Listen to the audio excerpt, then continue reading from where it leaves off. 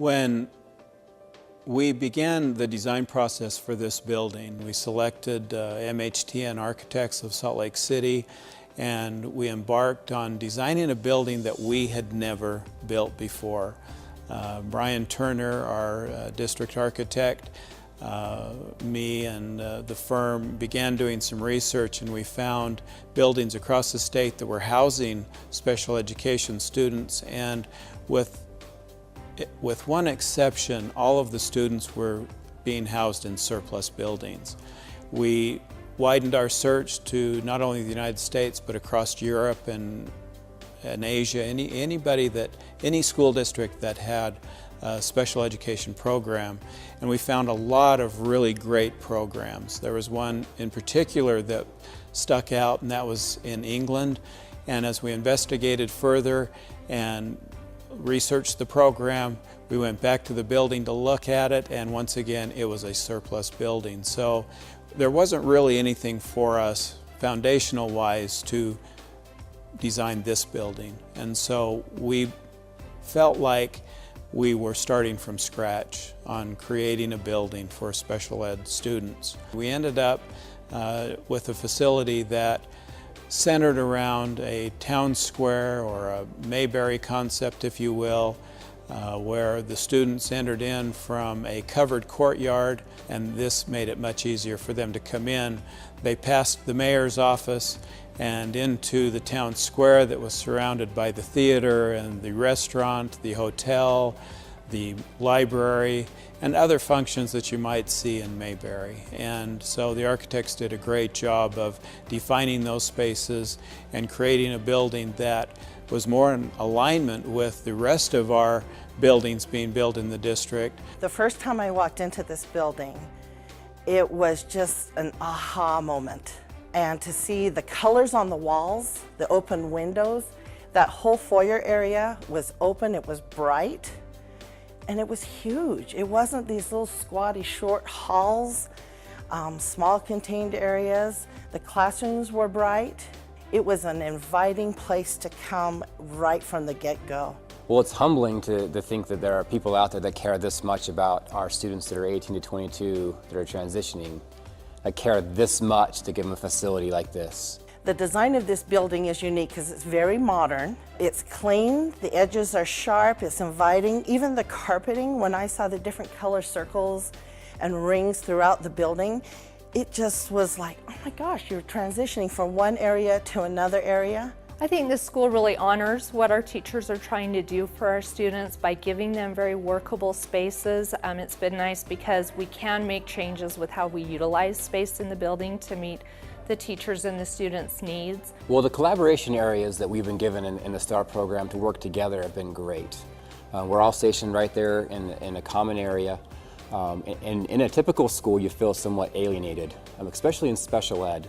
You're in your own classroom, and you don't really have time to talk to another teacher, and you feel like you're designing your own programs and you're really winging it. With this program in the facility that we're at now, there is definitely a coming together of the minds, and it just takes a real quick second to look over your shoulder and ask the teacher across the hall about a question, or if you want to have them look at some data for you and compare and contrast what you have going on. It's really helped out. The commons areas in the building are wonderful for our students to sit and socialize or to do special group activities that their teachers want them to do. The flexibility of space just is very helpful to our students. I like the town center because it brings all of our students from all the different programs together, and everybody can interact with people of different, varying disabilities or levels of functioning. And it's really nice for my particular students because they can come into the town square and the town center, and they can come in and they are participating in a community. So when they leave the school, they are becoming more accustomed to things that happen out in their own community, whether they're going to their home school or they're going to a mall or a restaurant. Then they're becoming more accustomed to those things that actually happen in the real world. Well, we use the commons in a variety of ways because a lot of our education takes place outside of the school. So as students are waiting For their bus to come and pick them up, they use the tables in the commons. For small group study, we can be reviewing simple mathematics, reading and writing in those small groups and the tables there. We also use them for lunch. Students are allowed to go away from the cafeteria and go down there and eat. And it's little things like that that I think are of great benefit to our school.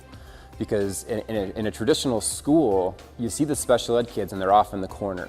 They're ashamed to express their interest to their fellow peers. They're always on their own. Here, they're able to come in and they're part of a majority all of a sudden, and their personality just blossoms, and their true self is able to come out. And so these little common areas that we have really been valuable to allow the students to be able to participate in such activities. And just to see them open up and not be that kid that's huddling in the stairs by himself anymore, but they are part of an active group, and that's a social group. They're interacting one with another. One of our primary goals for our student population here is to help them prepare to live adult lives as independently as possible. Our students range from ages 18 to 22.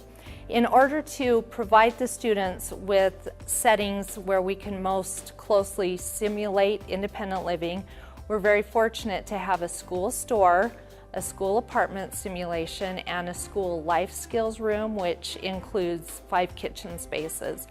I've really enjoyed watching how the staff and students utilize those spaces to practice independent living skills.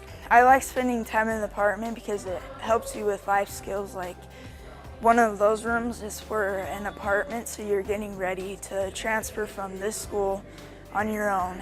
And like, this school actually helps you get a job, and it will actually help you like learn how to manage an apartment or like a kitchen. As a mom, Josh has loved coming here. When my son comes home at the end of the school day and says, "Mom, do I get to go to school tomorrow?" That's a victory for me. Now we are very proud of this building. We own this building in Davis School District, and in our research we could not find another one that comes close to it. We hope that other districts will catch the vision that we caught and upgrade their facilities that they are housing these kids in, because the kids feel better. I think you've heard from teachers and students that their progress is better because of their surroundings. And we feel that that is the case in not only our special education students, but in our regular education students as well, and with the morale of teachers. I was also impressed by the comments of one of the teachers who said, it didn't matter what facility I was in, I still taught at this level. I was very impressed by that they will always do the best that they can do.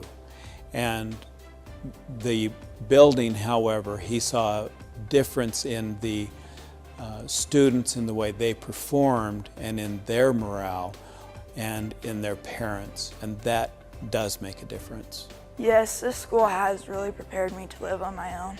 I do feel very grateful for this building.